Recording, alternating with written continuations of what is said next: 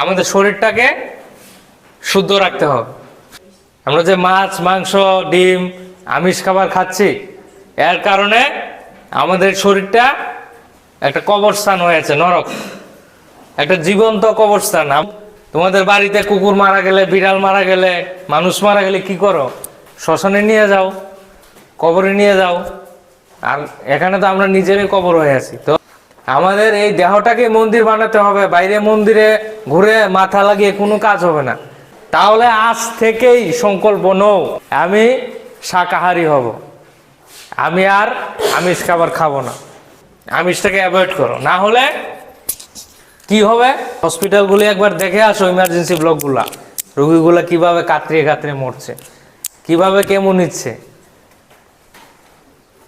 কিভাবে কষ্ট পেয়ে পেয়ে হাসপাতালে মরছে, রোগীগুলোকে একবার দেখে আসো। ঠিক এরমে তোমাদেরও সাফার করতে হবে যদি আমিষ খাবার খাও। চয়েস তোমার, আমার বলার দায়িত্ব আমি ক্লিয়ার কাট বলে দিয়েছি। কোনো মন্দিরে গেলে, কোনো গুরুদেবের কাছে গেলে বলবে না। গুরুদেব কেন বলবে না? তারা এটা হাইড রাখে। যদি প্রকাশ্যে ভাবে বলে, ওই গুরুদেবের কাছে দ্বিতীয়বার আপনারা যাবেন না। আর মন্দিরওয়ালা বলবে না, কারণ তার ব্যবসাটা নষ্ট হয়ে যাবে। আপনি গিয়ে আর দক্ষিণা দিবেন না। আমি কারোর থেকে দক্ষিণা নেইও না, দিও না। আমার বলা দায়িত্ব truth, I will speak truth.